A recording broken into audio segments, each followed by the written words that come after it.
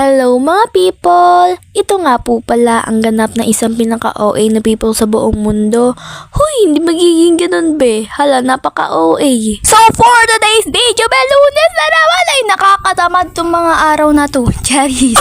Kaya samahan naman nga talaga ako mag-get ready with me ngayong umaga be dahil papasok naman nga talaga tayo sa school be. Malamang kayo rin kung estudyante kayo be, papasok rin kayo. And first of all, magtututbrush nga muna tayo mga be. At pagkatapos ko nga talaga magtutbrush dyan ay magluluto nga talaga ako dyan ng hotdog para kainin ko ngayong umaga be, para may energy tayo ngayong umaga be dahil ang ating utak ay kapag di tayo kumain be, wala yung ano be, wala yung kalaman-laman. Kaya ayan, nagluluto na ang people na yan. Kasi habang ako ay nagluluto dyan kung ano naman na talaga ang sinasayaw ko. Partida, di pa yan kumakain pero may energy na. O ayan be, luto na nga talaga ang hotdog dyan be. Oh my god, so kakain na nga rin talaga tayo pagkaluto nyan be. Saka naman titigan lang natin yung hotdog na yan.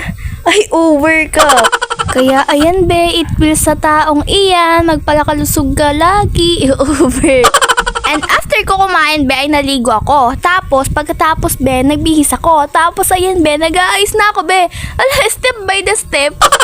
And get ready naman nga talaga tayo sa pag-aayos ko sa sarili ko be. Ayos na ayos bago pumasok, pero pag uwi be, grabe na ang haggard. And betapos na ako yan mag-asikaso sa aking sarili, kaya magfo-fordago na nga rin talaga tayo niya sa school be. Buti na nga lang mga be, nakasakay na nga talaga ako dyan agad sa tricycle. And fast forward, nandito naman nga talaga ako sa school namin be. At dahil Lunes ngayon, kami na naman nga talaga magli-lead sa flag ceremony be. Dahil bawat month ay kada club nga talaga ang magli-lead sa flag ceremony be. Kaya buong July kami nga talaga ang mga yes o club officers. And ayan be, magsisimula na nga rin talaga ang flag ceremony dyan, kaya nakahanay na nga talaga ang bawat section dyan be. At nakikita nyo, hindi ako doon nakapila kasi nga kami nga talaga ang magli-lead. Tapos kami nagsayaw ng Galaw Pilipinas. At sa mga oras na nga na to ay recess na nga talaga, tapos be, nagtutuom nga talaga kami dyan para sa performance namin sa English. Plays many parts.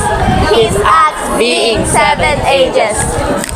And ayun be, naririnig yun naman, tapos tuom na tuom ko nga talaga yan be. Mamaya na nga lang talaga yung chika be, kasi nga mamaya pa naman yung video na yun be, ay may mamaya pang clip. And ayun, versus na nga talaga, ay ulit ka be. Tapos sabi nga dyan ni Silene, ay videohan ko nga talaga siya. Tapos ito nga sa mga taong ito, si Edward, and sa pinaka-cute kong friend, si Riel, and yan si cute kong kaibigan na si Jewel. So for taray naman.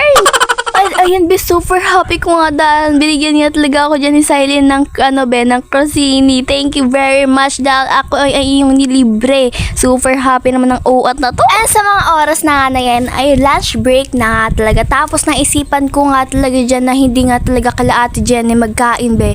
Alam nyo kung saan? Sa bahay be, kaya uuwi ako dahil be, hindi ko nga talaga alam na mamayang hapon na nga rin talaga yung performance namin. Kaya naghanap nga talaga ako ng masusuot ka na costume sa bahay be. Kaya naman dito na nga rin talaga ako sa bahay namin be, nagkain be. Pagkakain ko nga talaga dyan chicken be, napasok pa nga talaga ang tao na yan. Ay, minamalas ka na naman. Over sa malas.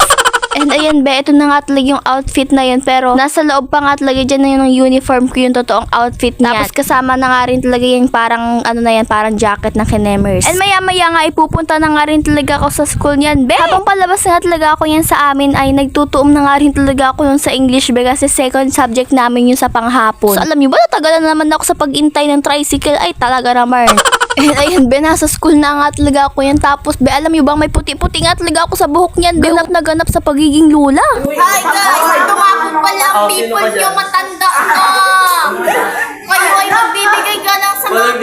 O diba, bagay na nga din talaga sa akin maging matanda be. Tapos be, yung nasa buhok ko na yan na puti-puti is mga pulbo nga talaga yan. Tapos tingnan nyo naman, ang gagalang ng mga taong ito. That's coffee.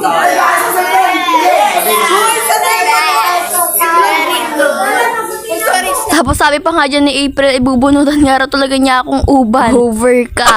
And ayan be, sumakses na nga talaga ang mga taong iyan. Ito na nga talaga yung outfit na sinasabi ko. Ang outfit na nga na yun is pang lola siya. Kasi ang pinili ko nga talaga doon is old man. O ay, paka-OA. Yan nga talaga ang feeling ng sumakses ka sa performance na to. Kaya congrats sa inyong lahat. Sana ipagpatuloy nyo pa yan mga be. Pagpatuloy pa natin. And ito, TLE time na nga rin talaga namin ito. Tapos may video pala dito si Joy. Grabe ang over, ang OA. Tapos be, pagkahapon, nagbili nga talaga ako dito sa may bilihan dito ng mga ano ba yun, inumin. Tapos ba hindi ko talaga nagustuhan yung lasa kasi nga may milk siya. Kaya hanggang dito na nga din talaga ang ating video. Salamat sa panonood mga people. Magugubi na nga talaga ang pinaka-OA ni people sa buong mundo, be.